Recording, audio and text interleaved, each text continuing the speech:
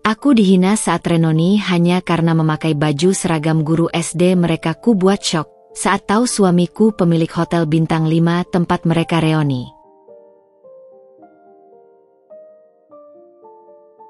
Assalamualaikum warahmatullahi wabarakatuh. Selamat datang bunda semuanya di channel Kisah Cerita. Sebelum masuk ke ceritanya silahkan absen terlebih dahulu ya. Bunda-bunda semuanya dari daerah mana saja yang sudah subscribe semoga rezekinya lancar ya. Aku hanya anak seorang peternak kerbau dari desa kecil di pinggiran kota. Rumahku berdinding papan tua yang berderit tiap kali angin lewat. Halaman kami tak punya pagar, hanya tanah becek bercampur jerami dan jejak kaki kerbau yang baru pulang dari sawah. Setiap pagi, aku bangun lebih awal dari matahari, membantu bapak menggiring hewan-hewan itu ke padang rumput, lalu bersiap ke sekolah dengan seragam yang warnanya tak lagi putih bersih. Sekolah bukan tempat yang ramah untukku. Setiap langkahku terasa seperti berjalan di antara bisikan dan tawa mengejek.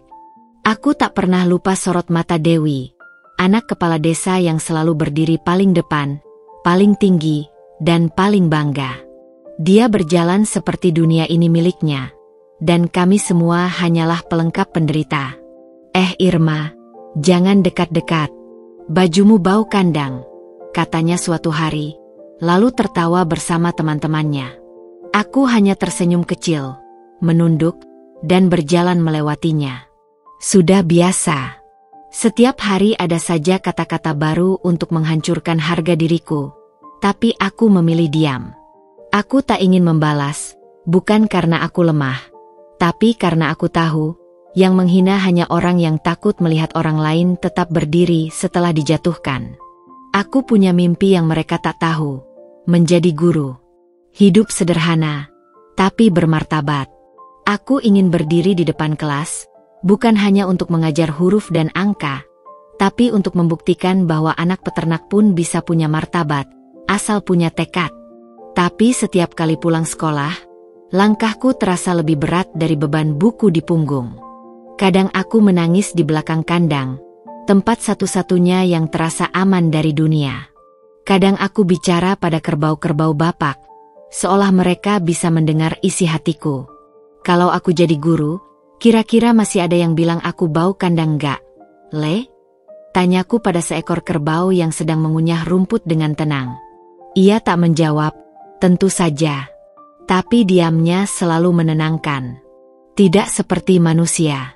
Setiap malam, di bawah cahaya redup lampu minyak, aku belajar. Aku menulis lambat-lambat, karena buku tulisku terbatas. Aku hanya bisa berharap halaman itu kelak bisa membawaku keluar dari dunia kecil yang terlalu sempit untuk impian besar ini. Dan setiap kali aku merasa ingin menyerah, aku mengingat wajah bapak. Wajah lelah tapi bahagia saat melihatku pulang membawa nilai bagus. Kalau kamu bisa jadi guru, Enduk, itu bukan cuma mimpimu yang tercapai. Itu mimpiku juga, kata bapak suatu malam, saat kami duduk di depan kandang memandangi bulan. Aku tak menjawab. Air mataku sudah cukup bicara. Aku masih ingat jelas hari itu. Hari ketika semua rasa percaya diriku runtuh. Dan untuk pertama kalinya aku mulai meragukan arti harga diri. Hari Senin yang panas, lapangan sekolah penuh dengan murid-murid berseragam putih biru. Dan aku datang seperti biasa, dengan rambut dikuncir seadanya, sepatu robek di ujungnya, dan bau khas dari tubuhku yang sejak subuh sudah membantu bapak di kandang kerbau. Awas tuh, bau ternak lewat. Suara itu lantang. Tertawa di sekelilingku menyambutnya seperti tamu agung. Aku tak perlu menoleh. Aku tahu betul suara siapa itu. Dewi. Dewi, si anak kepala desa. Rambutnya lurus mengilap, kulitnya putih bersih. Tasnya bermerek dan sepatunya selalu baru. Ia berdiri di gerbang sekolah seperti ratu menanti rakyatnya memberi hormat. Dan aku tak lebih dari figuran dalam cerita yang dia tulis sendiri. Si anak peternak dekil, kotor, dan tak pantas ada di antara mereka. Aku menunduk, tak menjawab. Seperti biasa. Tapi pagi itu berbeda. Saat masuk kelas, ibu guru membawa map tugas PR dan mulai menyebut beberapa nama yang mendapat nilai sempurna. Deg-degan, aku mendengar namaku disebut paling akhir. Dan yang membuat ibu bangga, Irma. Nilainya sempurna. Tulisannya rapi dan penjelasannya lengkap. Seisi kelas diam. Dan aku bisa rasakan mata Dewi membakar punggungku dari bangku depannya. Waktu istirahat, aku duduk di bawah pohon jambu dekat pagar sekolah, membuka bekal sederhana, nasi dan telur dadar. Lalu bayangan itu datang. Bagus banget ya PR kamu. Dewi mendekat. Senyumnya palsu, matanya licik. Tanpa sempat kujawab, ia menyambar kertas tugasku dari meja. Dari mana kamu nyontek? Hah? Katanya sambil mengibas-ngibaskan kertas itu di udara. Aku ngerjain sendiri. Dewi. Aku nggak pernah nyontek. Jawabku tenang, meski suaraku bergetar. Tapi ia tertawa. Tertawa yang pahit dan menusuk. Anak kandang nggak mungkin pinter. Coba lihat bajumu. Lihat tanganmu. Kotor semua. Mana ada anak kayak kamu bisa ngerti pelajaran. Kertas itu diremas lalu disobeknya. Perlahan-lahan, seolah setiap sobekannya adalah cambukan ke wajahku. Potongan demi potongan jatuh ke tanah. Seperti sisa harga diriku yang direnggut tanpa izin. Aku diam. Tapi ada bara yang menyala dalam dadaku. Untuk pertama kalinya, aku tak hanya ingin menangis. Aku ingin melawan. Tanganku gemetar saat ku tarik potongan kertas dari tangannya. Mataku menatapnya, tidak lagi menunduk. Kamu boleh merobek kertas itu, Dewi. Tapi kamu gak akan pernah bisa merobek usaha yang aku buat untuk nulisnya. Dewi terdiam sejenak. Mungkin kaget karena aku berani bicara. Aku memang anak peternak, tapi aku bukan sampah. Dan aku akan buktiin, suatu hari nanti kamu yang akan tunduk sama aku. Senyumnya melebar, mengejek. Tunduk sama anak kandang? Hahaha, lucu. Dia pergi, tertawa puas, disusul dua temannya yang selalu membuntuti seperti bayangan. Tapi aku tak peduli. Kali ini aku tak menangis. Kali ini, aku merasakan sesuatu yang lebih kuat dari rasa sakit. Tekad. Malam itu aku kembali belajar di bawah cahaya redup lampu minyak. Buku tulisku masih penuh tanah dan noda keringat. Tapi setiap huruf yang kutulis adalah janji. Bahwa aku akan jadi seseorang.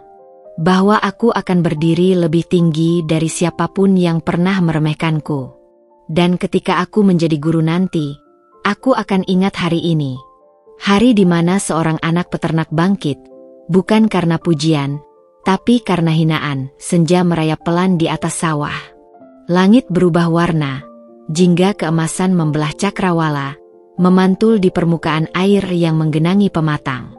Aku duduk di atas batu besar dekat kandang, memeluk lutut, menyembunyikan wajah yang basah oleh air mata. Tak ada tempat lain untukku mengadu selain di sini. Di tengah bau jerami, suara jangkrik, dan desir angin yang menyapu bulir padi. Langkah kaki yang kukenal datang mendekat.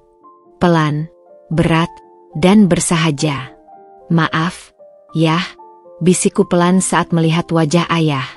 Ia baru saja pulang dari ladang, bajunya penuh lumpur, tangan kasarnya menggenggam cangkul tua. Ayah tak banyak bicara. Ia duduk di sampingku, menatap langit senja yang makin tua. Lalu, mengangkat tanganku dan menciumnya pelan. Tapi aku yang lebih dulu memeluk lengannya dan mencium tangan kasarnya berkali-kali. Tanganku gemetar. Aku capek dihina. Yah, aku capek disebut anak kandang. Capek dianggap bodoh. Ayah mengusap kepalaku pelan. Lah, kenapa harus dengar omongan orang yang bahkan belum tentu ngerti perjuanganmu? Air mataku pecah lagi. Tapi sakit. Yah, rasanya kayak ditusuk di dalam. Aku nggak pernah minta dilahirkan dari keluarga miskin. Ayah diam sejenak. Lalu, ucapannya keluar begitu tenang, tapi menghujam dalam. Jadi apapun kamu nanti, nak, jadi guru, jadi pejabat, jadi apapun. Asal kamu jangan jadi jahat. Jangan jadi seperti mereka yang menghina orang lain cuma karena merasa lebih tinggi. Aku menatap wajahnya. Wajah penuh garis lelah, terbakar matahari, tapi tak pernah kehilangan kelembutan. Kamu tahu, Irma, ayah ini memang cuma peternak kerbau. Tapi ayah mau kamu jadi orang yang lebih dari ayah. Bukan karena harta, tapi karena hati. Aku menunduk, menggenggam tangan ayah erat-erat. Aku janji, Yah, aku nggak akan jadi jahat. Tapi aku juga janji, aku akan berdiri lebih tinggi dari hinaan mereka. Bukan buat balas dendam, tapi biar mereka tahu, anak kandang juga bisa punya martabat.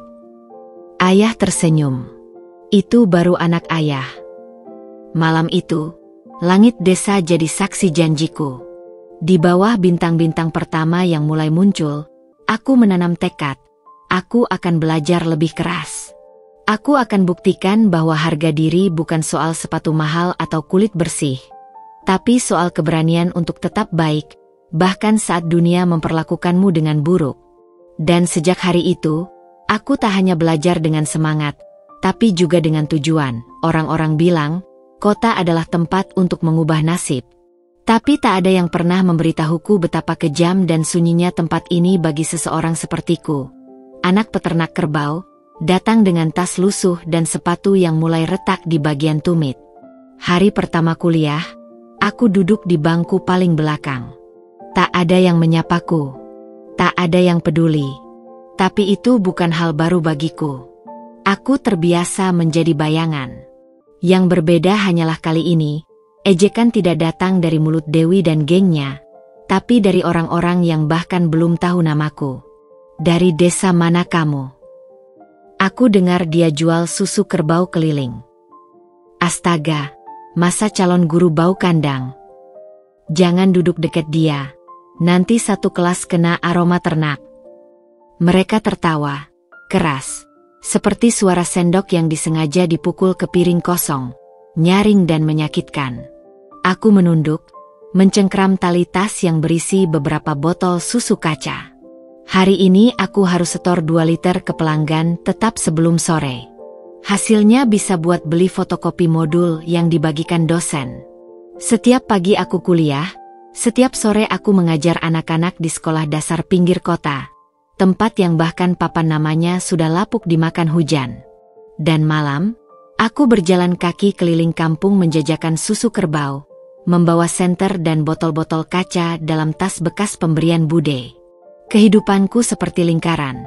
Bangun sebelum subuh, perah susu, kuliah, ngajar, jualan, lalu belajar sampai tertidur di lantai beralas tikar. Tapi dari semua rasa lelah itu, hanya satu yang paling sulit kutelan, dipandang sebelah mata. Di mata mereka, aku bukan calon guru. Aku cuma anak peternak yang kebetulan bisa baca tulis.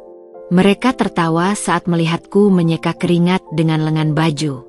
Mereka mencibir saat aku tidak tahu merek tas branded yang sedang tren. Bahkan ada satu waktu, seseorang pura-pura muntah saat mencium aroma susu dari tasku. Hatiku seperti diperas. Tapi aku tidak menangis. Aku hanya pulang lebih malam dari biasanya. Duduk di lantai kontrakan sempit, mengeluarkan buku-buku pinjaman dari perpustakaan, dan menulis. Malam itu aku menulis sebuah esai untuk lomba yang diumumkan dosen minggu lalu. Tema, pendidikan untuk semua kalangan. Aku menulis dengan gemetar. Menuliskan wajah-wajah kecil di kelas tempatku mengajar. Tentang Dini yang datang ke sekolah tanpa sarapan tapi selalu semangat saat pelajaran IPA. Tentang Ardi yang ingin jadi guru seperti aku, meski rumahnya nyaris roboh. Aku menulis sampai larut, ditemani suara nyamuk dan derit kipas tua. Setiap kata yang kutulis adalah luka yang diubah menjadi kekuatan. Setiap kalimat adalah perlawanan diam dari seorang gadis desa yang tak sudi dihancurkan oleh tawa orang kota. Dan Tuhan seperti mendengar jeritan sunyiku. Minggu berikutnya, Namaku disebut di depan kelas. Irma, kamu penulis terbaik dalam lomba esai minggu lalu. Esai kamu akan dimuat di buletin kampus dan dibacakan dalam seminar pendidikan bulan depan, kata dosen itu dengan suara mantap. Kelas hening. Tak ada yang tertawa kali ini. Bahkan yang paling nyinyir hanya bisa menatapku seperti baru pertama kali melihatku. Aku tidak tersenyum. Tidak menangis. Aku hanya menatap papan tulis di depan dan membisikkan sesuatu dalam hati. Dewi, lihat aku sekarang. Kamu boleh tertawa waktu aku bau kandang. Tapi aku tak akan selamanya di lumpur. Hari itu aku pulang dengan langkah yang berbeda. Botol-botol susu masih ada di dalam tasku. Tapi kali ini aku membawanya seperti piala. Karena sekarang, aku tahu, melangkah keluar dari lumpur bukan hanya tentang membersihkan kaki. Tapi tentang menjaga hati agar tidak ikut kotor saat dunia mencoba menenggelamkanku. Hujan sore itu mengguyur kota seperti tumpahan luka yang tak sempat dikeringkan. Aku berdiri di sudut stasiun, memeluk tas lusuhku. Kereta menuju desa akan datang 20 menit lagi. Di sekitarku, orang-orang berlalu lalang, berpelukan, tertawa, atau hanya sibuk dengan ponsel di tangan. Aku hanya diam, membeku di antara suara peluit dan pengumuman yang tak berhenti menggema. Lalu, suara itu datang, dalam, tenang, dan sedikit menghangatkan udara dingin di sekitarku. Kau kelihatan seperti kehilangan arah. Atau mungkin, sedang mencari sesuatu. Aku menoleh. Seorang pria berdiri tak jauh dariku, mengenakan kemeja abu-abu dan celana hitam rapi. Wajahnya bersih, matanya tajam tapi lembut. Tak ada kesan angkuh meski dari sepatu mengilap dan jam tangan mahal yang melingkar di pergelangan kirinya. Aku tahu, dia bukan orang biasa. Maaf, kataku hati-hati. Ia tersenyum kecil. Kau memegang tiket yang sudah lecek. Itu artinya kau ragu. Kalau yakin, tiket itu tak akan kau remas terus-menerus. Aku melihat tanganku. Tiket itu memang hampir robek. Entah sejak kapan aku meremasnya. Aku cuma lelah, jawabku akhirnya. Dan ya, mungkin, aku sedang mencari alasan untuk pulang. Ia mengangguk, tak menyela. Lalu duduk di bangku besi panjang, menepuk sisi kosong di sebelahnya. Aneh, tapi aku duduk. Kami berbincang. Ringan, hangat, dan nyaman. Namanya Adrian. Ia sedang menunggu kereta yang sama. Katanya ia sering ke desa karena bisnis pertanian yang dikelola keluarganya. Lulusan mana? Tanyanya. Aku tertawa pelan.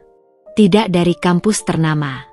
Tapi cukup untuk mengajar anak-anak dusun yang lupa huruf A sampai Z. Ia terdiam sesaat. Lalu berkata, itu lebih dari cukup. Dunia butuh lebih banyak guru, dan lebih sedikit orang pintar yang lupa caranya merendah. Kata-katanya menampar lembut hatiku. Tak ada nada menggombal. Tak ada lirikan sok akrab. Hanya ketulusan yang anehnya, tak asing. Hari itu kami naik kereta yang sama. Duduk di gerbong berbeda. Tapi sebelum turun, ia menemuiku lagi dan berkata, kalau kau tidak keberatan, bisakah aku tahu namamu lagi? Aku tersenyum. Irma. Anak peternak kerbau. Yang masih bau kandang meski sudah mandi 3 kali sehari. Ia tertawa. Bukan tawa mengejek. Tapi tawa yang menyambutku seperti teman lama. Aku akan ingat itu, Irma. Karena kamu adalah orang pertama yang mengaku bau tanpa merasa rendah. Hari-hari setelah itu, kami sering bertukar pesan.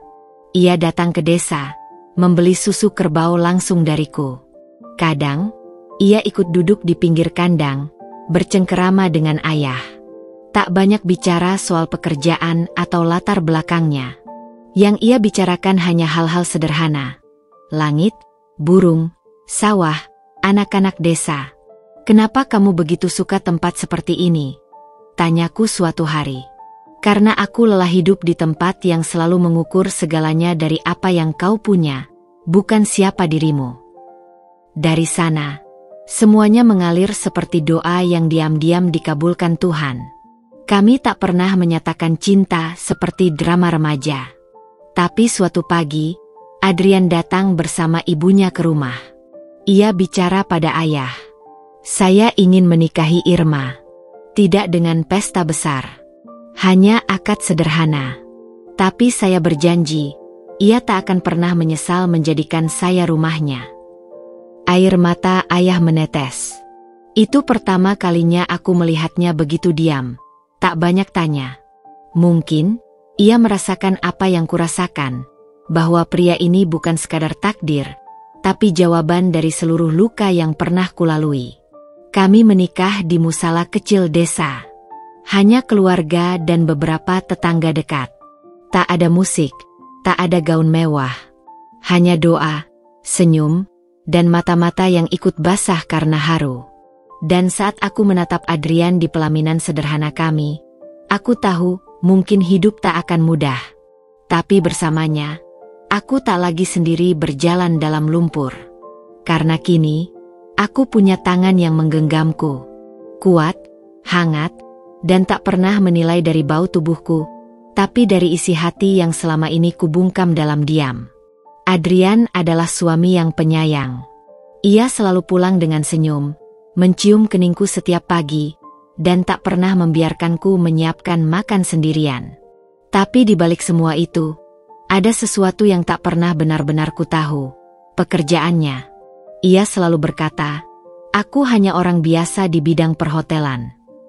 Tapi setiap kali aku tanya lebih lanjut, hotel mana, jabatan apa, siapa rekan-rekannya, senyumnya menjadi kabur.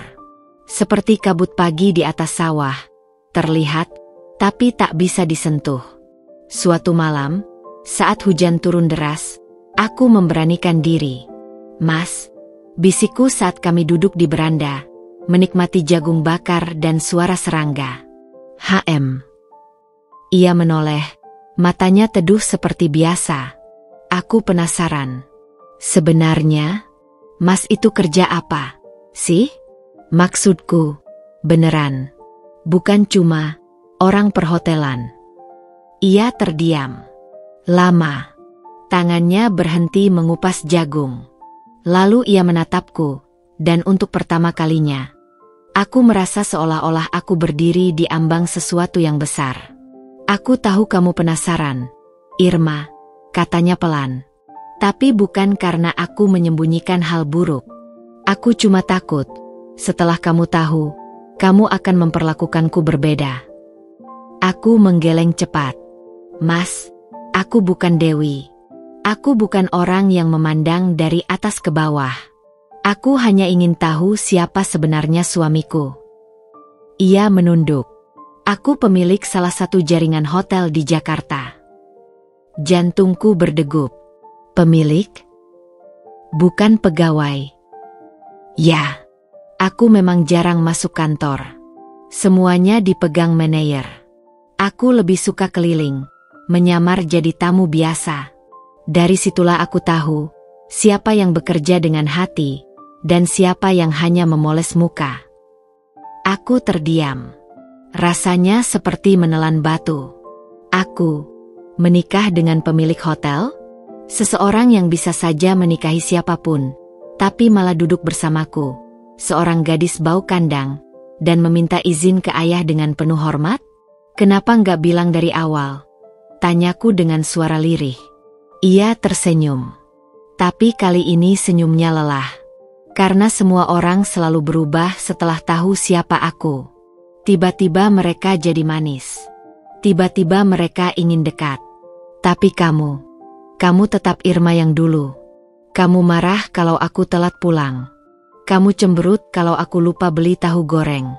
Dan kamu mencintaiku, tanpa embel-embel. Aku memeluknya. Tak peduli hujan mulai menetes di ujung ubin. Aku tak peduli lagi pada rahasia itu. Karena di pelukannya, aku tahu, dia tidak sedang menyembunyikan kekayaan. Dia sedang melindungi kesederhanaan. Dan malam itu, aku sadar, cinta sejati memang tidak selalu diumumkan lewat pesta mewah. Kadang, cinta datang dalam bentuk laki-laki yang duduk bersamamu di kandang, mencuci susu kerbau dengan tangan sendiri, meski ia punya ratusan orang yang bisa melakukannya. Pagi itu, aku sedang menyuapi Bima sambil mendengarkan suara ayam jantan dari kandang belakang ketika surat itu datang. Bukan amplop biasa, warna krem dengan cetakan emas, huruf-huruf melingkar elegan di bagian depan. Undangan reuni Akbar SMA 1 Mandalika. Tanganku gemetar saat membukanya. Acara diadakan di salah satu hotel paling mewah di Jakarta. Hotel yang ternyata milik suamiku sendiri. Reuni, ya? Tanya Adrian sambil menyuapiku satu sendok nasi goreng saat aku terdiam terlalu lama. Aku hanya mengangguk pelan. Iya, SMA. Sekolah yang isinya orang-orang yang dulu bikin aku pengen kabur setiap hari. Adrian duduk di sampingku, menatapku penuh kesabaran. Termasuk Dewi. Aku mengangguk lagi. Nama itu masih seperti jarum di bawah kuku. Kalau kamu gak mau datang, aku bisa bilang ke panitia, katanya lembut. Tapi Irma, kamu gak perlu terus lari dari masa lalu. Aku menatapnya. Aku bukan lari. Aku cuma takut. Takut rasa sakitnya datang lagi. Takut semua luka yang udah susah payah aku sembuhkan, dibuka paksa di depan banyak orang. Adrian menggenggam tanganku. Kalau mereka berani membuka luka itu, aku akan jadi orang pertama yang berdiri di sampingmu. Kamu nggak sendiri. Aku diam lama. Kepalaku penuh bayangan tawa mengejek, kertas tugas yang disobek Dewi, dan suara guru yang selalu memihak yang kaya. Aku akan pikirkan. Malamnya aku tak bisa tidur. Aku berdiri di balkon, memandangi bintang-bintang. Suara ayah yang sudah lama tiada kembali terngiang. Jadi apapun kamu nanti, Irma, jangan pernah merasa rendah. Orang yang benar-benar tinggi, gak akan pernah merasa harus menginjak orang lain. Air mataku jatuh. Pelan tapi pasti, aku tahu ini bukan sekadar reuni. Ini tentang berdiri tegak di depan orang-orang yang pernah membuatku membungkuk karena rasa malu. Dan aku siap menghadapi mereka. Hari itu, aku berdiri di depan cermin, mengenakan seragam guru yang sederhana, baju putih polos dengan rok hitam, sepatu hitam yang sudah sedikit usang, dan rambut terikat rapi. Aku merasa seakan semuanya sudah sempurna, dan aku siap untuk menghadapi apapun yang akan datang. Namun, saat aku melangkah ke dalam ballroom hotel mewah itu, rasa percaya diriku mulai tergerus. Suara musik yang meriah seolah semakin mempertegas perbedaan antara aku dan semua orang di sana. Di sekitar meja-meja bulat yang tertata rapi, para tamu mengenakan gaun malam yang berkilau dan jas formal yang mahal. Aku merasa seolah melangkah ke dunia yang bukan tempatku. Semua mata menatapku. Beberapa dari mereka tersenyum simpul, ada yang tertawa kecil di belakang tangan. Mereka mungkin melihatku seperti seekor bebek di tengah angsa-angsa yang anggun. Aku tak perlu menebak, aku tahu persis apa yang mereka pikirkan. Si gadis desa yang berpakaian seperti guru SD, datang ke acara dengan anggapan bisa jadi bagian dari dunia mereka. Di sudut ruangan, aku melihat Dewi, ratu sekolah yang dulu selalu memandang rendah. Ia mengenakan gaun merah darah yang mempesona, dengan rambut terurai indah, dan senyum yang seolah memancarkan keangkuhan. Wajahnya tak berubah sejak dulu. Hanya matanya yang sekarang mengandung sedikit rasa ingin tahu yang tajam. Aku mengambil napas dalam-dalam dan berjalan dengan langkah mantap ke arah meja pendaftaran. Tiba-tiba, seseorang memanggilku. Irma? Kamu? Beneran Irma? Aku menoleh. Dewi. Suaranya sama seperti dulu, mencerca, namun kali ini ada sedikit keheranan di sana. Aku tersenyum tipis. Iya, Dewi. Lama nggak jumpa. Dewi tertawa pendek, tak bisa menyembunyikan kebingungannya. Tapi, kamu datang dengan pakaian seperti itu? Seragam guru? HM. bukan yang aku bayangkan. Aku menahan napas, berusaha tetap tenang. Aku bangga dengan pekerjaanku, Dewi. Setiap anak yang aku ajar adalah harta yang tak ternilai. Dewi menyeringai. Oh, begitu. Kalau gitu, kamu pasti lebih bahagia daripada kita yang cuma bisa tampil di sini, ya? Aku menatapnya tajam. Bukan soal kebahagiaan yang bisa dilihat dari luar. Coba pikirkan lagi, Dewi. Kalau aku lebih bahagia, bukan berarti aku lebih rendah darimu. Ia terkesiap, lalu tersenyum sinis. Tentu, pakaian kita yang menentukan, bukan? Pakaian mewah, status, uang, itu yang akan membuat kita bahagia. Aku tak bisa menahan diri. Mungkin bagi sebagian orang. Tapi untukku, kebahagiaan bukan soal berapa banyak uang yang bisa dibeli dengan pakaian. Itu soal melakukan yang benar. Soal memberikan yang terbaik dengan apa yang kita miliki. Tiba-tiba, suara Adrian terdengar di belakangku. Ia muncul seperti pahlawan yang datang tepat pada waktunya, mengenakan jas yang sederhana namun elegan. Irma, sudah siap? Kita harus bertemu beberapa orang penting. Aku menoleh ke Adrian, merasakan kehangatan yang selalu ada dalam dirinya. Dia tak berkata banyak, tapi senyumannya mengingatkanku pada kenapa aku memilihnya. Dalam dunia yang penuh pencitraan ini, dia adalah satu-satunya yang tetap nyata. Dewi melirik Adrian, matanya sedikit melotot. Oh, jadi ini suamimu? Saya kira dia lebih tinggi statusnya. Adrian mengangkat alis, tersenyum hangat. Status bukanlah yang terpenting, Dewi. Yang penting adalah apakah kita bisa menjadi orang yang lebih baik dari hari ke hari. Aku merasa Dewi terdiam. Tak ada lagi kata-kata sindiran yang bisa ia lemparkan. Terkadang, kekuatan terbesar datang dari ketenangan, bukan dari perlawanan yang penuh amarah.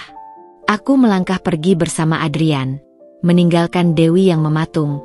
Wajahnya berubah seiring langkahku yang semakin jauh. Aku tak tahu apa yang ada dalam pikirannya, tapi aku tahu satu hal pasti. Aku tidak lagi peduli. Begitu aku melangkah lebih dalam ke ruang ballroom, Dewi dan gengnya segera memusatkan perhatian pada diriku. Mereka tertawa lepas. Suara tawa mereka menggema seperti angin yang kencang, menusuk ke jantungku. Astaga, ini reuni sekolah, bukan ruang kelas. Dewi berkata sambil tertawa, seolah menemukan sesuatu yang sangat lucu. Ia memandangku dari atas ke bawah, matanya yang tajam penuh ejekan. Aku hanya tersenyum, namun senyumku terasa kaku, seolah ada beban berat yang menghimpit dada. Hatiku gemetar, tak bisa berbohong, meskipun aku mencoba keras untuk tetap tenang. Apa yang mereka katakan, apa yang mereka pikirkan, seolah sudah biasa bagiku. Tapi hari ini, aku tak ingin kalah lagi. Dewi dan teman-temannya tak berhenti dengan cemoohan itu. Mereka memandangi seragam guru yang aku kenakan dengan tatapan sinis. Aku bisa mendengar bisikan-bisikan mereka, bisa merasakan pandangan yang menusuk dari segala arah. Gimana ya rasanya, datang ke sini pakai pakaian seperti itu? Kata salah satu dari mereka, suaranya terdengar sangat merendahkan. Pakaian itu cocoknya dipakai buat guru, bukan buat orang yang mau jadi bagian dari dunia kita, kan? Timpal Dewi sambil tertawa kecil, suaranya penuh dengan kesombongan. Aku menunduk sejenak, berusaha mengumpulkan kekuatan. Kalau aku melawan, mungkin semuanya hanya akan jadi perdebatan tanpa akhir. Tetapi, aku sudah cukup. Cukup dengan rasa sakit yang mereka timbulkan, cukup dengan cemoohan yang selama ini mereka beri. Hari ini, aku tidak akan menunduk lagi. Dengan perlahan, aku mengangkat wajahku dan menatap Dewi dan teman-temannya. Aku tidak perlu berkata banyak. Hanya dengan tatapan itu, aku ingin menunjukkan bahwa aku tak lagi takut. Tidak dengan cemoohan mereka. Tidak dengan pandangan sinis yang mereka lontarkan. Mereka mungkin menganggap diriku rendah, tetapi aku tahu siapa aku sebenarnya. Aku bukan lagi gadis desa yang mudah dihina. Aku punya harga diri. Betul, kataku, suara bergetar tapi penuh tekad. Ini reuni, bukan ruang kelas. Dan aku datang sebagai diriku sendiri. Apa adanya. Dewi terkesiap sejenak, tampak kebingungan dengan tanggapan yang tidak ia duga. Ia berusaha kembali untuk tersenyum, namun senyumnya kali ini lebih kaku, sedikit hilang daya kesombongannya. Teman-temannya ikut terdiam, seolah ada ketegangan di antara kami yang tak bisa diabaikan. Aku bisa merasakan tatapan mereka mulai berubah. Tidak lagi penuh cemoohan, tetapi mulai ada rasa ketidakpastian. Aku tidak tahu apakah mereka benar-benar terkejut, atau hanya mencari-cari alasan untuk kembali tertawa. Tapi yang aku tahu, aku tidak akan mundur lagi. Tidak lagi menjadi objek cemoohan mereka. Aku menarik napas dalam-dalam, berusaha tetap kuat. Kalau ada yang ingin berbicara, kita bisa ngobrol lebih lanjut. Kalau enggak, saya akan cari tempat lain. Aku berpaling dan mulai berjalan menjauh. Di belakangku, aku bisa mendengar suara tawa mereka mulai mereda. Suara itu semakin jauh dan semakin tak berarti. Apa yang aku rasakan sekarang, lebih dari sekadar kemenangan kecil. Ini adalah saat di mana aku membuktikan pada diriku sendiri, bahwa aku tidak butuh persetujuan mereka untuk merasa berharga. Suasana di ballroom semakin meriah, meskipun cemoohan dari Dewi dan teman-temannya masih menggantung di udara, seperti kabut tebal yang belum pergi. Namun, tiba-tiba, bisik-bisik mulai terdengar di antara para tamu, mengalihkan perhatian dari perdebatan kami yang tak berujung. "Apa kalian dengar?" katanya, "pemilik hotel ini yang muda dan kaya akan datang malam ini," kata seorang tamu dengan suara berbisik. Aku mendengarnya jelas, meski aku berusaha tidak terlalu memperhatikannya. Namun, penasaran tetap menggelayut di pikiranku. Siapa dia? Pemilik hotel yang konon sangat sukses di usianya yang masih muda, tampan, dan kaya. Sepertinya dia adalah tipikal pria yang biasa ada dalam cerita dongeng yang selama ini kuanggap hanya ada di dunia fantasi. Aku menoleh sekilas ke arah Dewi. Ia yang sebelumnya tampak sumringah dengan ejekan-ejekannya, kini berubah menjadi sangat antusias. Matanya berbinar, senyumnya tampak lebih lebar, dan pandangannya tak terlepas dari pintu utama yang menjadi jalan masuk ke ballroom. "Sungguh? Pemilik hotel yang terkenal itu?" Dewi berkata dengan nada menggoda, suara lembutnya yang sengaja dibuat manja seolah ingin menarik perhatian. Dia pasti pria yang sangat menarik. Aku tak sabar bertemu dengannya. Teman-temannya tertawa pelan, memberi dukungan pada Dewi yang terlihat tak sabar. Mereka mulai bergosip di antara mereka, jelas ingin menunjukkan bahwa Dewi adalah orang pertama yang akan berbicara dengan pemilik hotel itu. Aku hanya mengamatinya, meskipun dalam hati ada perasaan yang aneh. Dewi selalu mencari perhatian, selalu ingin menjadi pusat segala hal. Tidak heran jika dia langsung tertarik pada pria seperti itu, yang konon memiliki segalanya: kekayaan, penampilan, dan status. Tak lama setelah itu, pintu utama terbuka. Semua orang berhenti berbicara dan berbalik. Suasana seketika berubah, seolah-olah dunia ini berputar lebih lambat saat sosok yang dinanti itu muncul. Seorang pria tinggi, mengenakan jas yang pas dengan tubuh tegapnya, berjalan dengan langkah percaya diri. Di belakangnya, beberapa pria yang tampaknya pengawal atau kolega bisnisnya mengikuti. Namun pria itu sendiri yang memancarkan aura yang sangat berbeda. Dia tampak muda, lebih muda dari yang aku bayangkan. Rambut hitamnya sedikit berantakan, namun tetap terlihat rapi. Senyumnya tidak lebar, tetapi cukup membuat para tamu di sekitarnya terpesona. Wajahnya tegas, dengan mata yang tajam, tetapi ada ketenangan dalam cara dia berjalan. Semua mata langsung tertuju padanya. Ada semacam daya tarik yang tak bisa dipungkiri, seolah dia adalah magnet yang menarik perhatian siapapun. Dewi berdiri lebih tegak, menata rambutnya yang sedikit berantakan, kemudian melangkah mendekat. "Selamat malam, Tuan. Anda pasti pemilik hotel yang sangat terkenal ini." Dewi berkata dengan suara yang sengaja dibuat lebih lembut, penuh dengan nada menggoda. Pria itu menoleh ke arahnya, dan sejenak, ada tatapan yang bisa kutangkap, tatapan yang seolah menilai, bukan hanya sekadar melihat. Dewi, yang biasanya selalu punya cara untuk menarik perhatian pria, kali ini tidak mendapat reaksi yang cepat seperti yang diharapkannya. "Ya, saya Adrian. Senang bertemu," jawabnya dengan suara rendah namun jelas, dengan senyum tipis yang tak bisa disembunyikan. Namun, senyum itu bukan senyum yang penuh rayuan, hanya senyum yang tampak alami, seperti seseorang yang nyaman dengan dirinya sendiri. Dewi sedikit terdiam, mungkin terkejut dengan respons Adrian yang lebih datar daripada yang dia harapkan. Namun, dia tetap mencoba menyembunyikan kekecewaannya. "Wah, saya dengar hotel Anda adalah yang terbaik di kota ini. Pasti banyak yang ingin bekerja dengan Anda." Adrian mengangguk sedikit, namun matanya tak pernah lepas dari Dewi. "Saya selalu mencari orang-orang yang bisa membawa perubahan positif. Jika Anda berminat bekerja dengan kami, saya pasti akan mempertimbangkan."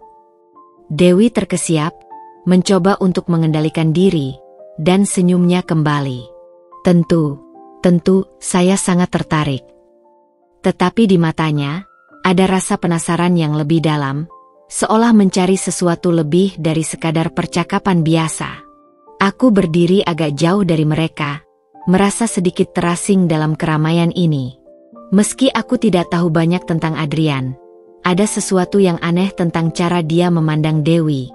Seolah dia bisa melihat melalui tingkah laku dangkal yang Dewi coba tampilkan.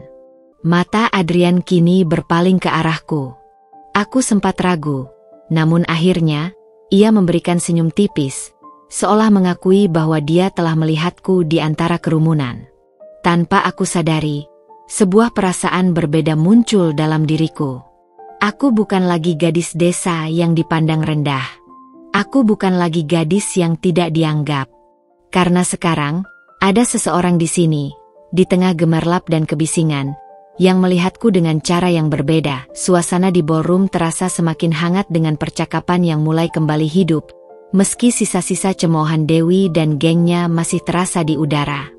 Orang-orang tampak larut dalam kesibukan mereka sendiri, berusaha menyembunyikan keinginan untuk bertemu dengan Adrian, pemilik hotel yang sudah lama dibicarakan.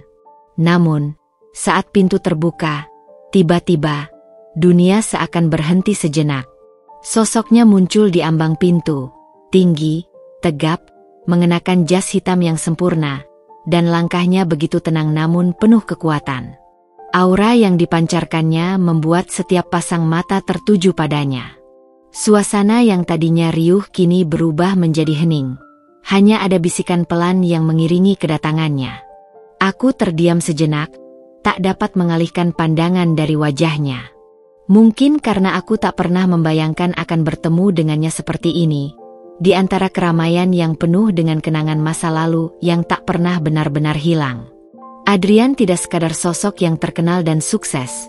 Dia adalah pria yang tampak membawa beban besar di pundaknya, namun tetap tegak berdiri dengan percaya diri. Namun, saat matanya beralih ke arahku, ada sesuatu yang membuat detak jantungku sedikit lebih cepat. Aku merasa seperti disadari, seperti dia mengenali keberadaanku. Bukan hanya sekadar tamu biasa di ruangan ini, tapi ada sesuatu yang tak terucapkan di antara kami. Aku menahan nafas ketika dia mendekat. Dewi dan gengnya tampak tersenyum lebar, jelas sekali berharap menarik perhatian Adrian, namun dia tidak menoleh sedikit pun ke arah mereka. Fokusnya tetap pada diriku. Ada sesuatu yang begitu menenangkan dalam tatapan itu, tatapan yang penuh pemahaman, seolah tahu apa yang telah kuterima dan hadapi dalam hidupku. Langkah Adrian semakin mendekat, dan tanpa sadar, aku berdiri. Sebuah dorongan dalam diriku mendorongku untuk bergerak maju, mendekat ke arahnya. Tidak ada kata-kata yang diucapkan, Hanya isyarat halus yang membuatku tahu bahwa aku harus melakukan ini, bukan karena keterpaksaan, tapi karena ada sesuatu yang lebih besar dari sekadar formalitas. Dengan hati yang sedikit berdebar, aku membungkuk dan dengan lembut mencium tangannya. Tangan yang kuat, tapi terasa lembut. Tangan yang tampak sudah menyentuh begitu banyak hal, mengendalikan dunia yang luas, namun saat berada di tanganku, ia terasa begitu manusiawi. Aku tidak tahu mengapa, tetapi saat itu juga, aku merasa seperti kembali pada akaranku, seperti kembali menjadi Irma yang sederhana, yang mungkin pernah ada sebelum dunia menjadi rumit dengan segala kemewahan dan cemoohan. Adrian menatapku, matanya sedikit menyipit, seolah dia mengerti lebih dalam dari apa yang aku rasakan. Senyum tipis muncul di bibirnya, tidak lebar, namun cukup untuk membuat hatiku berdebar. Aku senang bertemu denganmu, Irma, katanya pelan, suaranya dalam, penuh ketenangan yang tak terhingga. Aku terkejut. Bagaimana dia tahu namaku? Mungkin saja dia telah melihatku sebelumnya, di antara keramaian atau mungkin di sebuah kesempatan yang tak terduga. Tapi saat itu, aku merasa seperti semua pertanyaan yang sempat muncul di pikiranku tentang Adrian, tiba-tiba saja menghilang. Ada sesuatu yang lebih dalam, sesuatu yang tidak bisa dijelaskan dengan kata-kata. Senang bertemu dengan Anda juga, Tuan Adrian. Jawabku dengan lembut, suaraku hampir bergetar. Aku tidak tahu apa yang sedang terjadi, hanya saja aku merasa sebuah jembatan tak kasat mata terbentuk di antara kami. Suasana di ruangan itu kembali terasa hidup, meski beberapa mata masih menatap kami, mencoba menilai apa yang sedang terjadi. Tapi aku tidak peduli. Aku tahu bahwa saat itu, aku bukan hanya Irma, gadis yang datang dengan seragam guru dan membawa luka lama. Saat itu, aku adalah seorang wanita yang akhirnya merasa dihargai, dan aku tahu bahwa ada lebih banyak hal yang bisa terjadi di masa depan. Hal-hal yang tidak bisa diprediksi, namun menunggu untuk dijalani. Dan di antara keramaian yang kembali berlanjut, aku merasakan sesuatu yang lebih dari sekedar percakapan biasa. Sesuatu yang mungkin akan mengubah segalanya. Keheningan menguasai ruangan saat Adrian memelukku, lembut namun penuh makna. Semua mata yang tadinya tertuju padaku seakan terpesona oleh kebersamaan kami. Namun ada sesuatu yang tak terucapkan di antara tatapan mereka. Mungkin kekaguman, mungkin rasa iri, atau mungkin hanya kebingungan. Namun, yang paling mencolok adalah Dewi. Wajahnya memerah, bibirnya terkatup rapat. Aku bisa merasakan energi dari tubuhnya yang hampir meledak karena cemburu. Itu adalah tatapan yang tidak asing bagiku, tapi kali ini, aku merasa lebih kuat, lebih berdiri tegak. Adrian menarik tubuhku sedikit menjauh, cukup untuk menatap mataku dengan serius, namun lembut. Sayang, kamu sudah lama menunggu, tanyanya, suaranya pelan, tapi cukup untuk menyusup ke dalam hati yang terisak. Aku tak bisa menahan senyum. Tidak ada lagi keraguan di mataku, hanya rasa aman yang aneh, yang tidak bisa aku jelaskan dengan kata-kata. Aku menatapnya, hatiku berdegup lebih kencang dari sebelumnya. Tidak terlalu lama, jawabku, dan meskipun kata-kataku sederhana, ada kebahagiaan yang mengalir dalam suaraku. Aku merasa seperti menemukan tempat yang akhirnya bisa kumiliki, tempat di mana aku dihargai, bukan hanya dipandang sebelah mata seperti dulu. Adrian tersenyum lebar, senyum yang tidak sering ia tunjukkan kepada orang lain. Senyum itu adalah tanda bahwa ia tahu, di depan semua orang yang pernah meremehkanku, aku sekarang berdiri di sampingnya, bukan lagi sebagai gadis desa yang mudah dipandang rendah. Aku ada di sini, dan aku dipilih oleh pria yang bukan hanya mapan, tapi juga penuh cinta. Dewi dan gengnya masih mematung. Mereka hanya bisa menatap kami dengan perasaan yang campur aduk. Mungkin mereka mengira mereka akan melihatku di bawah, terjatuh, seperti yang selalu mereka harapkan. Tapi kali ini, aku tidak jatuh. Aku berdiri dengan tegak, dalam pelukan suamiku yang menghargai setiap bagian dari diriku. Dewi akhirnya membuka mulut, mencoba meraih perhatian dengan suaranya yang bergetar. Tapi, kamu tidak bilang apa-apa sebelumnya. Kami bahkan tidak tahu bahwa kamu menikah dengan dia. Suaranya terpotong, seperti ada ganjalan di tenggorokannya. Kekagetan dan rasa tidak percaya jelas terlihat di wajahnya. Aku hanya tersenyum tipis. Tentu saja kamu tidak tahu, Dewi. Aku juga tidak merasa perlu mengumumkan semuanya kepada dunia. Adrian menambahkannya dengan suara tenang namun pasti, karena kami memilih untuk menjalani hidup ini dengan cara kami sendiri. Aku merasa angin segar saat dia berkata demikian. Ada kekuatan dalam setiap kata yang keluar dari mulutnya, dan aku tahu, saat ini, aku bukan hanya berdiri di samping seorang pria kaya. Aku berdiri di samping seseorang yang menghargai hidup, yang tahu betul bagaimana caranya menjaga sesuatu yang berharga. Tatapan Dewi mulai berubah, dari rasa tidak percaya menjadi sesuatu yang sulit untuk diterka. Dia mungkin merasa kalah, atau mungkin ada sedikit penyesalan yang muncul. Tapi aku tak ingin fokus padanya. Hari ini bukan tentang Dewi atau gengnya. Hari ini adalah tentang aku, dan kami. Adrian memegang tanganku dengan lembut, kemudian melirik ke arahku dengan senyum yang semakin lebar. Apakah kamu ingin pergi bersamaku? Ada tempat yang ingin kuberitahukan padamu. Aku mengangguk, merasa seolah kami berdua sedang melangkah ke dunia yang berbeda. Dunia yang hanya kami berdua yang tahu. Dunia yang lebih baik, yang lebih tenang, dan penuh dengan kemungkinan yang belum pernah terbayangkan sebelumnya. Saat kami berjalan menjauh dari keramaian, aku bisa merasakan mataku tidak lagi dilihat dengan tatapan hinaan atau cemoohan. Semua yang terjadi, semua keputusan yang telah kuambil, kini membawa aku pada titik ini, pada tempat di mana aku merasa dihargai, diterima, dan mungkin, untuk pertama kalinya, dicintai tanpa syarat.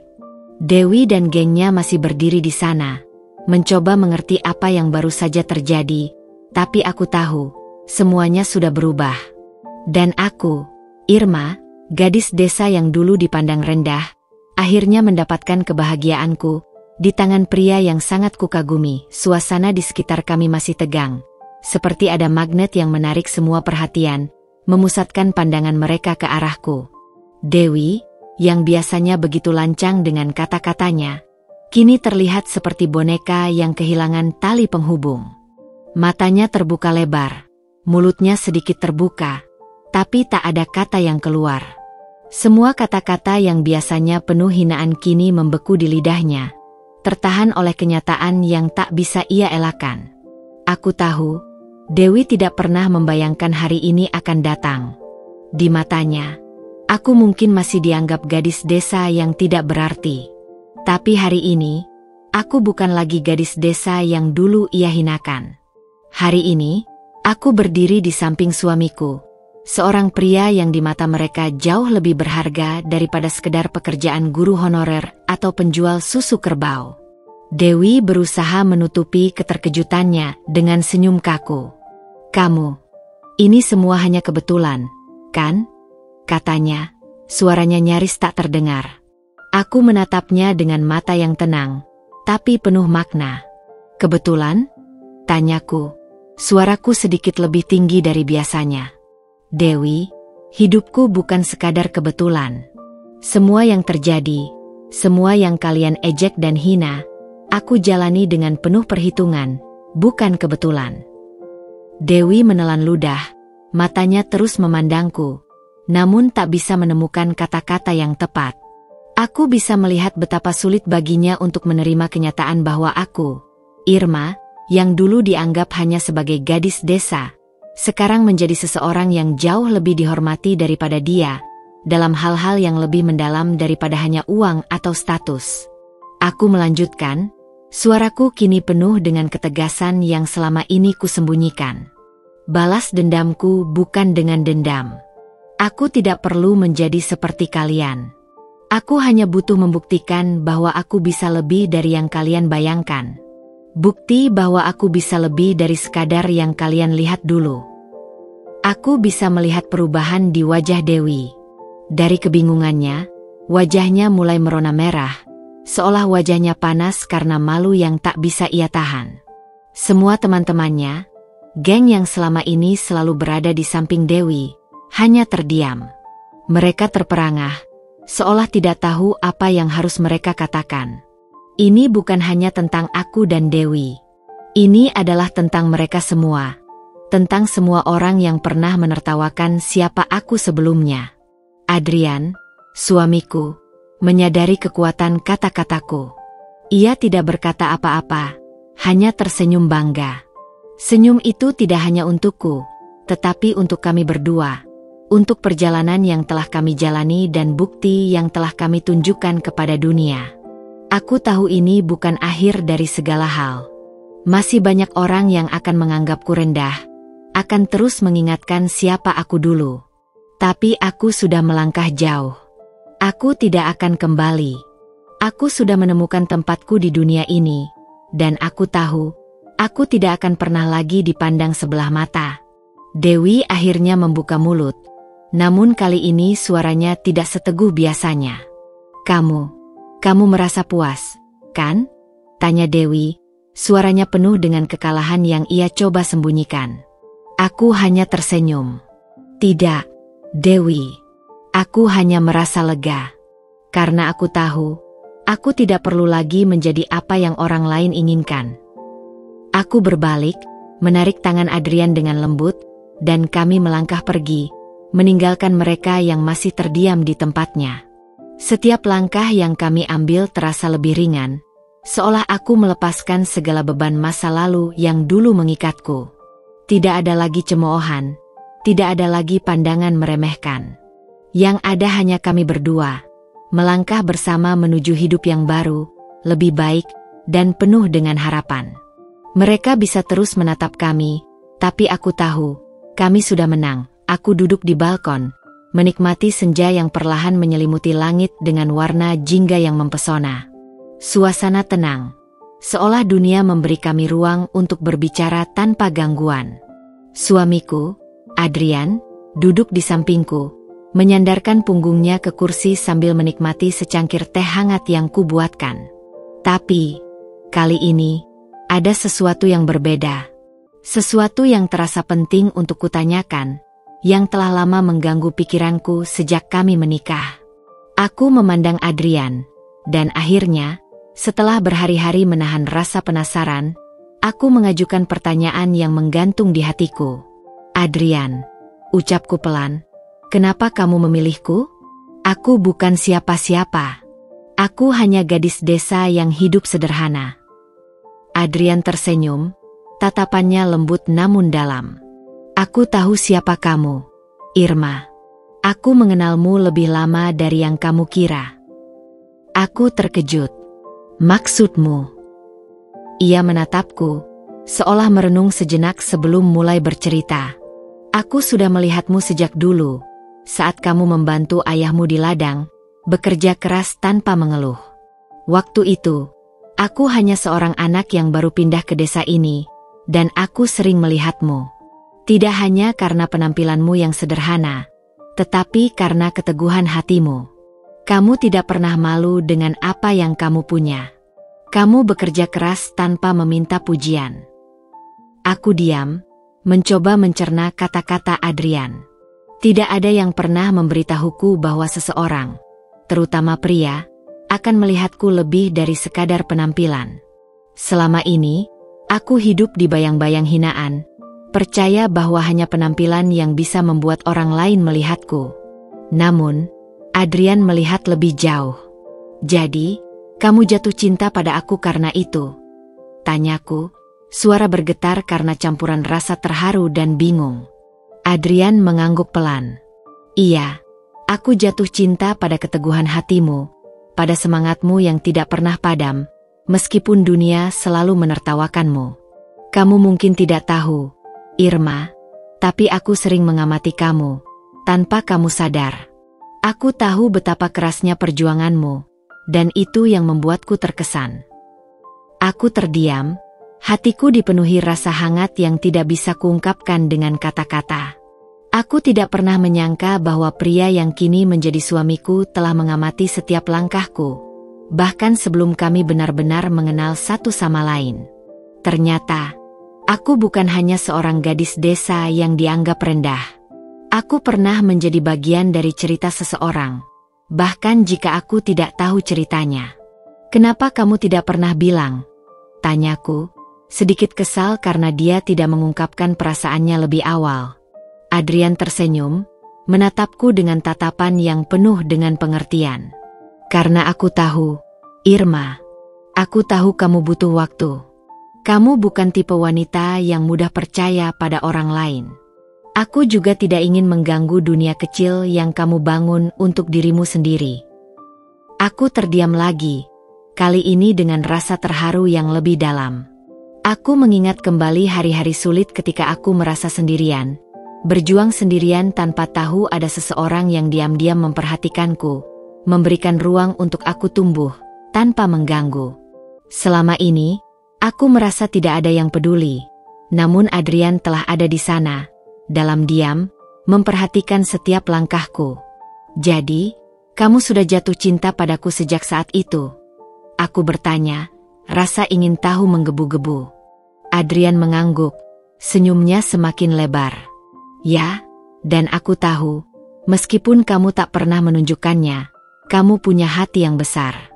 Hati yang tidak mudah terbuka, tapi sekali terbuka, itu akan sangat berarti." Aku merasa kata-katanya seperti pisau yang menembus tepat ke dalam hatiku. Aku merasa malu, tapi juga sangat dihargai. Untuk pertama kalinya, aku merasa seperti aku berharga, bukan hanya di mata orang lain, tapi di mata seseorang yang mencintaiku dengan tulus. "Adrian," bisikku, "aku tidak pernah membayangkan ini. Tidak pernah membayangkan kamu mencintaiku." Adrian mengulurkan tangannya, meraih tanganku dengan lembut. "Tapi, Irma, ini kenyataan. Kita sudah sampai di sini bersama. Dan aku berjanji, aku akan terus ada untukmu, dalam setiap langkah yang kita jalani." Aku memegang tangannya, merasakan ketulusan yang tidak bisa disangkal. Selama ini, aku menganggap diriku kecil dan tidak berarti, tapi ternyata, ada cinta yang tumbuh diam-diam, tanpa pernah aku sadari. Kini, cinta itu ada di sampingku, memberikan kekuatan baru, dan membuatku percaya bahwa meskipun dunia pernah menertawakan, aku tetap punya tempat di hati seseorang yang jauh lebih berarti. Dengan perlahan, aku menunduk, mencium tangan suamiku, dan merasakan kedamaian yang selama ini aku cari. Cinta itu hadir dengan cara yang tak terduga, namun ternyata indah, jauh lebih indah dari apa yang pernah aku bayangkan. Hari itu terasa berat. Aku duduk di ruang tamu, memandangi secangkir teh yang mulai dingin. Suamiku, Adrian, sedang mengurus beberapa urusan pekerjaan di luar rumah, meninggalkanku dengan pikiran yang tidak tenang. Dewi, yang sepertinya tidak pernah bisa menerima kenyataan bahwa hidupku kini berbeda, tiba-tiba muncul lagi dalam hidupku. Tiba-tiba, pintu terbuka dan Dewi masuk dengan senyum yang terlalu manis untuk dipercaya. Ia berjalan anggun, mengenakan gaun mewah yang mengingatkanku pada masa-masa aku menjadi objek ejekannya. Dewi langsung duduk di kursi depan. Matanya menatapku dengan senyuman tipis yang penuh arti. Aku tahu, ada sesuatu yang sedang ia rencanakan. "Saya ingin bicara dengan suamimu, Irma," katanya dengan nada yang terdengar manis, namun aku bisa merasakan ada kepalsuan dalam suaranya. "Mungkin saya bisa membantunya dalam beberapa urusan bisnis." Aku menatapnya, mencoba bersikap tenang. Aku tahu persis apa yang sedang ia coba lakukan. Dewi tidak pernah bisa menerima kenyataan bahwa ia bukan lagi pusat perhatian, bahwa aku yang dulu rendah, kini hidup dalam kebahagiaan yang tak pernah ia dapatkan. Beberapa saat kemudian, Adrian datang. Wajahnya yang tenang dan penuh ketenangan menenangkan hatiku, namun aku tahu ada sesuatu yang mengganggu pikirannya. Dewi segera berdiri dan mendekatinya dengan langkah anggun, seolah sedang berusaha memikatnya dengan pesona yang selalu ia banggakan. Saya yakin Anda sudah banyak mendengar tentang saya, Pak Adrian, kata Dewi, berbicara dengan lembut sambil menggoda. Bisnis kita bisa lebih berkembang jika Anda mau bekerja sama dengan saya. Adrian menatapnya dengan mata yang dingin, tak terlihat sedikit pun tertarik. Aku bisa merasakan ketegangan di udara, dan jantungku berdetak cepat. Dewi terus berbicara, mencoba menarik perhatian suamiku dengan cara yang lebih pribadi. Adrian, Dewi melangkah lebih dekat. Saya selalu berpikir Anda akan lebih cocok dengan saya. Kita bisa menjalani hidup yang lebih nyaman, lebih glamor, jauh dari orang-orang biasa seperti Irma. Aku menggigit bibir, mencoba menahan amarah yang mulai berkobar di dalam dadaku. Namun, sebelum aku sempat mengatakan apapun, suamiku akhirnya berbicara dengan tegas. Suaranya dalam dan penuh penegasan. Dewi, katanya, saya hanya mencintai wanita yang pernah diremehkan oleh orang-orang sepertimu.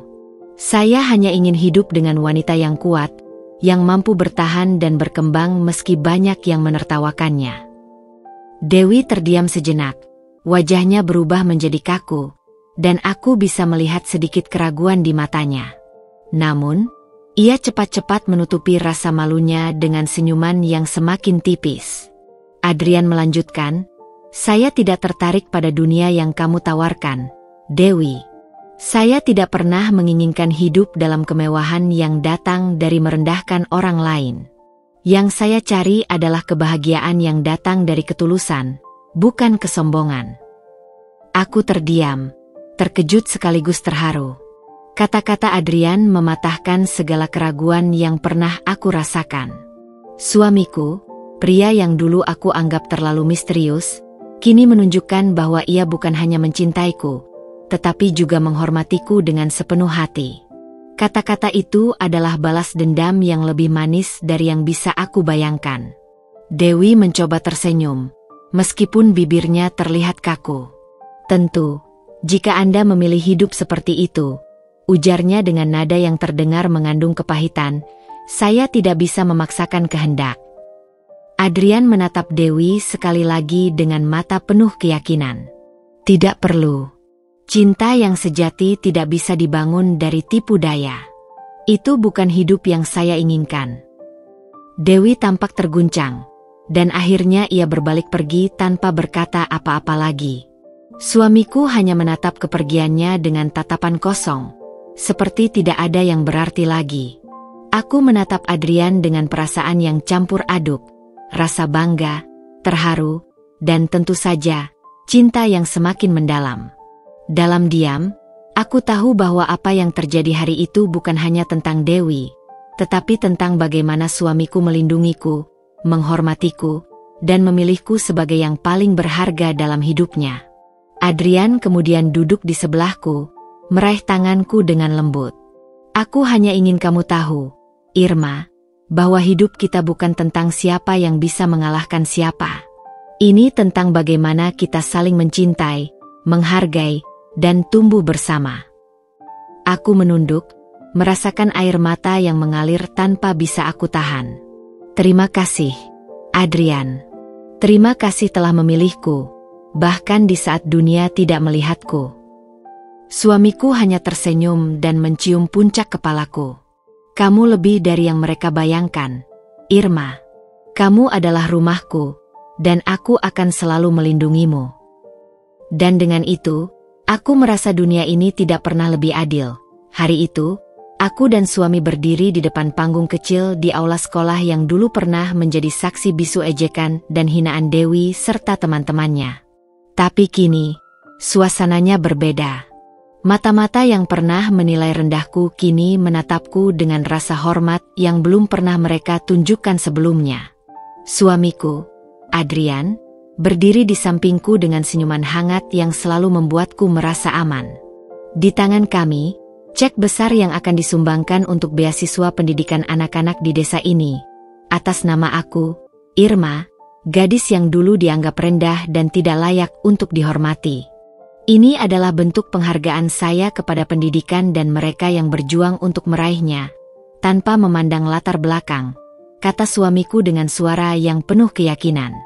Saya bangga mendukung program ini bersama istri saya, yang telah mengajarkan saya banyak hal tentang keberanian dan tekad. Aku menatap cek itu, lalu menatap wajah orang-orang yang kini terdiam, banyak yang terlihat terkejut. Mereka tidak pernah membayangkan bahwa gadis peternak kerbau yang dulu mereka hina bisa berdiri di sini, di depan mereka, dengan suami yang penuh prestasi dan kehormatan. Suamiku, yang dulu hanya misteri bagiku, ternyata adalah sosok yang penuh dengan penghargaan terhadap perjuanganku, dan aku merasa terhormat bisa berjalan bersamanya. Ketika kami menyerahkan cek itu, tangan-tangan yang dulu meremehkan, kini terulur untuk menerima. Ada rasa canggung di udara, tapi juga pengakuan yang tidak terucapkan. Aku bisa melihat bagaimana wajah Dewi yang dulu selalu menyombongkan dirinya kini tampak suram, bahkan sedikit malu.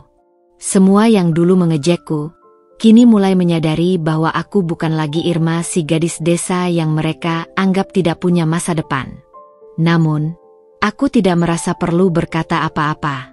Semua yang ingin aku sampaikan sudah terkandung dalam tindakan ini. Aku tidak perlu membalas kata-kata hinaan dengan kata-kata pula. Balasanku adalah kenyataan, adalah perjalanan yang telah kutempuh, dan bagaimana aku bisa berdiri dengan kepala tegak di sini, di tengah mereka yang dulu meremehkan. Dewi, yang awalnya berdiri dengan sombong di sudut ruangan, akhirnya mendekat. Ia tidak bisa menghindari pandanganku. Ada yang berubah dalam dirinya, sebuah kesadaran yang perlahan muncul di matanya. Ia membuka mulut, seolah ingin mengatakan sesuatu, tapi kata-katanya seakan terhenti di tenggorokannya. Tidak ada yang bisa ia katakan, karena semuanya sudah terbukti. Aku tersenyum tipis, tidak dengan kebencian, tetapi dengan kebanggaan yang tulus. Ini untuk mereka yang percaya bahwa hidup ini bukan soal asal-usul, tapi tentang seberapa besar tekad dan keberanian seseorang untuk memperjuangkan impian mereka. Kataku pelan, hanya cukup didengar oleh mereka yang benar-benar ingin mendengarkan. Setelah kami selesai menyerahkan cek, suasana menjadi lebih tenang.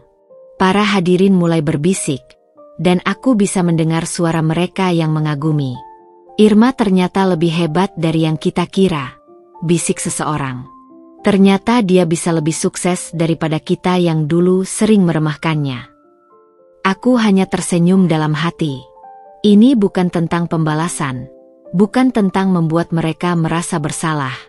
Ini tentang perjalanan panjang yang aku tempuh untuk menunjukkan pada diri sendiri bahwa aku bisa, bahwa aku lebih dari sekadar yang mereka bayangkan. Suamiku menggenggam tanganku dengan lembut. Kita sudah melakukannya, Irma, katanya. Ini bukan hanya tentang uang atau sumbangan, tapi tentang memperlihatkan dunia siapa dirimu yang sebenarnya. Aku menatapnya dengan penuh rasa terima kasih. Terima kasih sudah mempercayai aku, Adrian. Kami keluar dari aula itu bersama, meninggalkan keramaian dan sorotan mata yang terus mengikuti kami. Aku tidak perlu kata-kata lagi. Hari ini, semuanya sudah berbicara dengan sendirinya. Hari itu, setelah acara selesai, suasana di aula semakin sepi. Tamu-tamu mulai meninggalkan ruangan, namun ada satu sosok yang masih terdiam di sudut. Dewi. Aku melihatnya berdiri sendiri, dengan tangan terkulai di samping tubuh, matanya sembab, dan bibirnya yang kering bergetar menahan isak. Aku tahu betul bahwa Dewi adalah seseorang yang terbiasa menjadi pusat perhatian. Selama ini, hidupnya selalu penuh dengan kemewahan dan pengagungan. Tapi hari ini, sesuatu yang berbeda terjadi. Semua yang dulu ia anggap miliknya kini beralih ke tanganku. Adrian, suamiku, pria yang dulu ia impikan, kini ada di sisiku. Dia tidak melihat Dewi lagi, dia hanya melihat aku. Dewi yang dulu menatapku dengan pandangan meremehkan kini harus menelan kenyataan pahit bahwa hidupnya tidak secerah yang dia bayangkan. Aku mendekat, melangkah pelan menuju tempat Dewi berdiri. Dia tidak bergerak. Bahkan ketika aku sudah cukup dekat dengannya. Hanya isakan kecil yang terdengar dari mulutnya.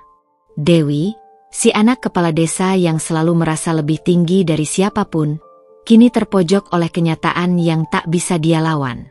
Apa kamu sudah puas melihatku jatuh, Dewi? Tanyaku, suara aku nyaris tidak terdengar.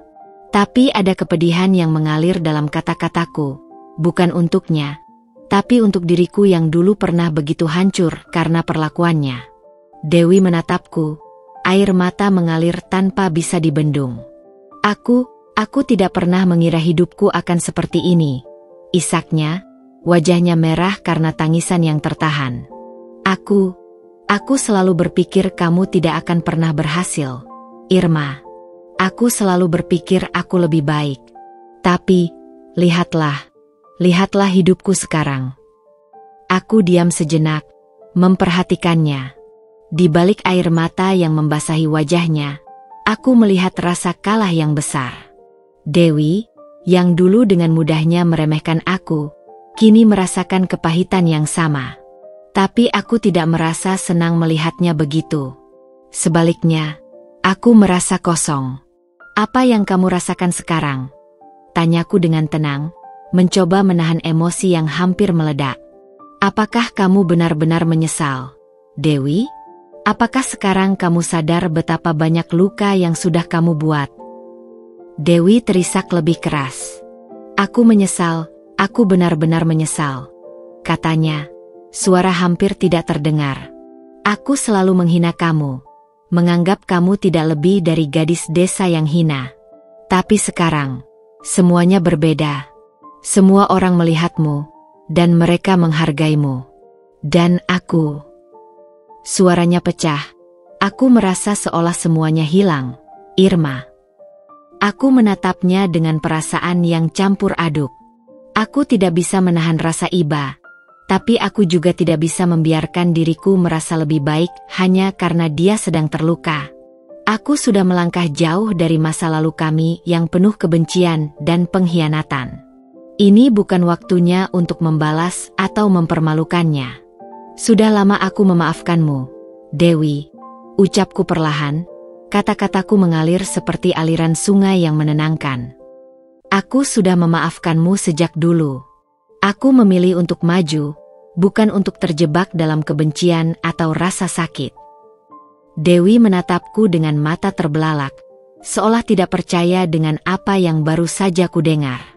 Aku tahu itu bukan kata-kata yang dia duga akan keluar dari mulutku. Tapi aku sudah cukup lama membawa beban itu. Aku tidak ingin membiarkan masa lalu mengendalikan aku lagi. Aku tidak akan membiarkan diriku merasa lebih baik hanya karena melihat kamu menderita. Lanjutku. Kita semua punya jalan hidup yang berbeda, Dewi. Aku sudah memilih jalan hidupku, dan aku bahagia dengan itu. Aku berbalik, meninggalkan Dewi yang masih terdiam, menangis di sudut ruangan. Langkahku mantap, dan meskipun hatiku masih terasa berat, aku tahu bahwa aku tidak lagi harus terbebani oleh masa lalu. Aku tidak membalas dendam dengan kata-kata pedas atau dengan sikap sombong. Aku membalasnya dengan damai. Aku membalasnya dengan kebahagiaan yang tidak bisa dirampas oleh siapapun, termasuk Dewi. Karena, pada akhirnya, yang paling berharga dalam hidupku adalah kedamaian yang sudah kutemukan, bukan hanya dengan suamiku, tetapi juga dengan diriku sendiri.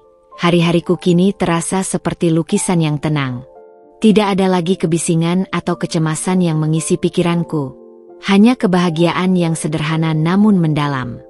Aku bangun pagi, merapikan rumah, mempersiapkan sarapan untuk anak-anak, dan bergegas menuju sekolah. Meskipun kini aku menjadi istri dari pria yang memiliki hotel mewah, aku tetap menjadi guru di sekolah kecil yang dulu menjadi tempatku bertumbuh. Aku tidak pernah melupakan akar pedesaan yang membesarkanku. Aku bangga dengan itu. Di kelas, aku mengenakan pakaian sederhana, tetap seperti dulu. Bukan gaun mewah atau aksesori berharga. Cukup dengan pakaian guru yang nyaman, aku merasa lengkap.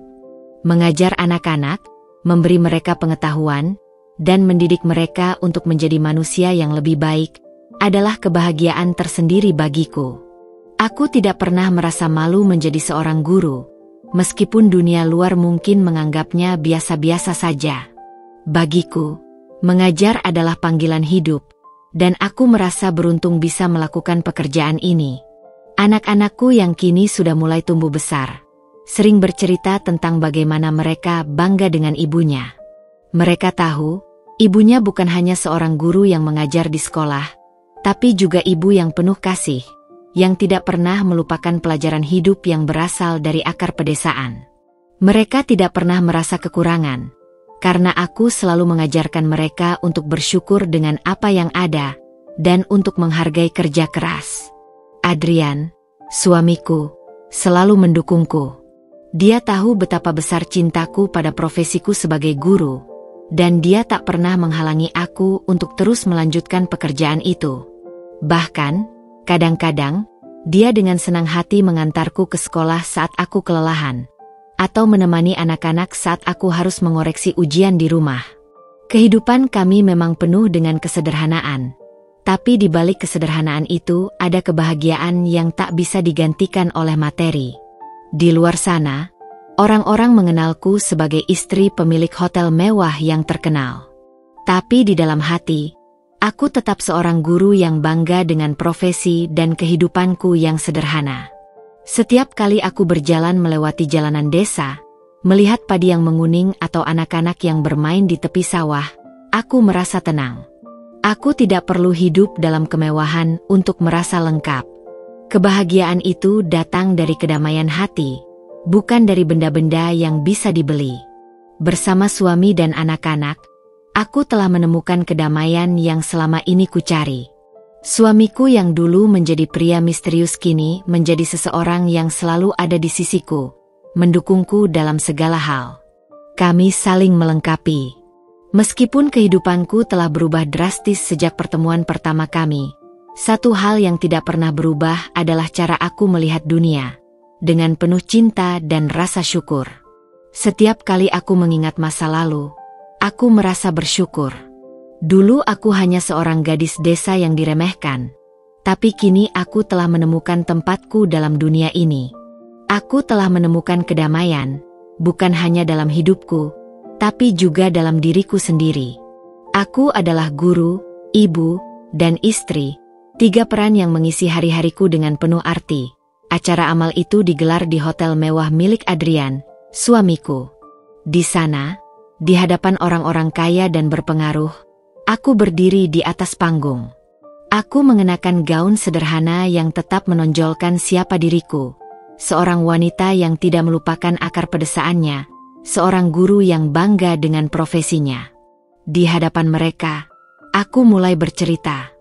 Beberapa tahun yang lalu, aku hanyalah seorang anak peternak kerbau dari desa kecil. Kataku, suaraku agak gemetar di awal, namun aku mencoba menguatkan diri.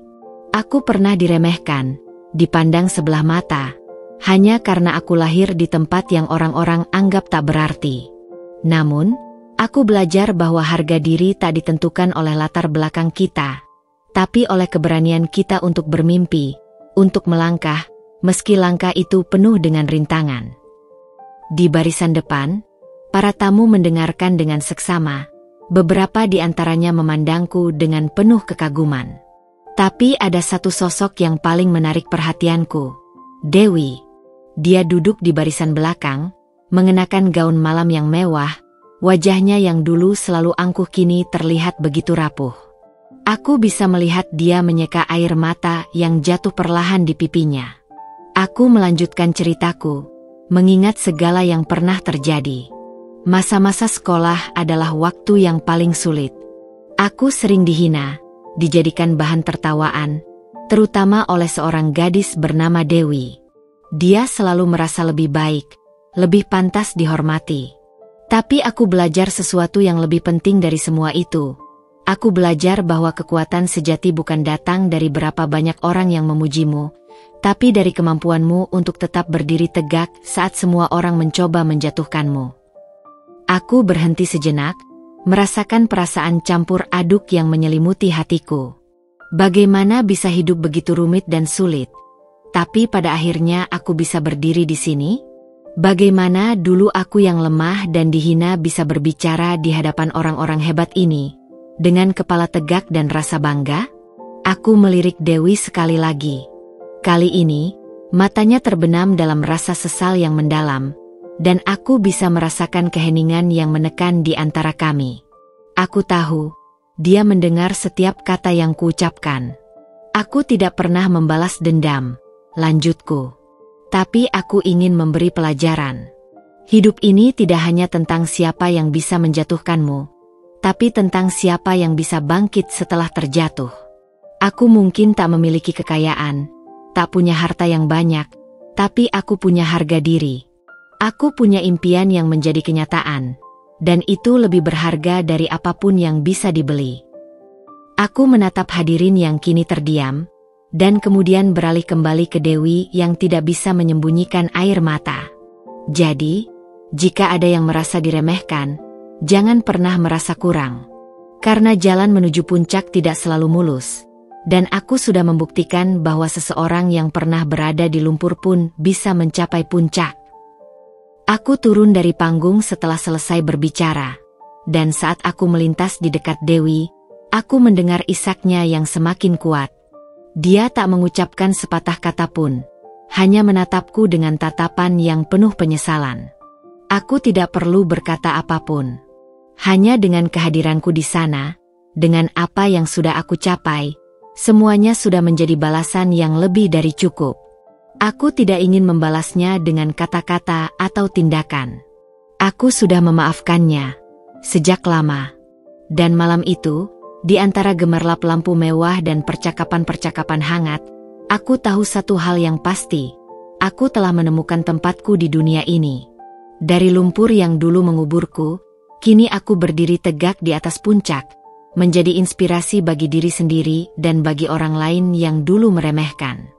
Aku berdiri di balkon kamar hotel mewah yang dulu hanya kulihat di TV, memandang kota yang gemerlap di bawah sana. Angin malam menyentuh wajahku dengan lembut, membawa aroma segar yang menenangkan. Di sampingku, Adrian, suamiku, berdiri diam, tangan kami saling menggenggam, seakan mengikat segala yang telah kami lewati. Kami berdiri di sana, hanya berdua, di antara gemerlap dunia yang tak pernah kuimpikan dulu. Aku menatapnya, dan untuk pertama kalinya dalam hidup, aku merasa benar-benar damai. Tak ada lagi bayangan masa lalu yang menghantui, tak ada lagi perasaan sakit yang dulu kubawa setiap hari. Aku tersenyum, senyum yang penuh kedamaian. Aku tak pernah ingin membalas, aku hanya ingin mereka tahu, aku juga bisa. Adrian menatapku dengan tatapan penuh kasih sayang, seolah memahami setiap kata yang kuucapkan. Kamu lebih dari cukup, sayang, jawabnya pelan, menatapku dengan mata yang penuh cinta. Kamu sudah membuktikan bahwa siapapun bisa bangkit, meski berasal dari tempat yang terendah sekalipun.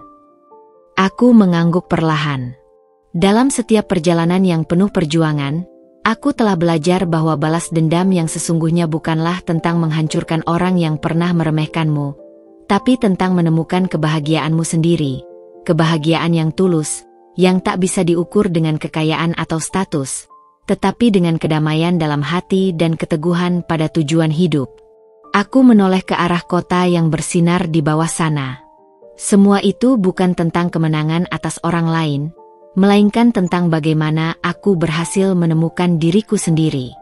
Dari seorang gadis peternak kerbau yang dihina, menjadi wanita yang kini berdiri di puncak hidupnya, dikelilingi cinta, dan tidak lagi takut untuk mengungkapkan siapa dirinya. Aku merasa, dengan setiap langkah yang kuambil, aku sudah menang. Bukan hanya terhadap Dewi dan orang-orang yang dulu meremehkanku, tapi terhadap diriku sendiri yang pernah meragukan kemampuanku.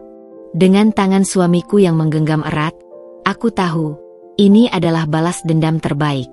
Menjadi bahagia, menjadi diri sendiri, dan akhirnya merasa cukup.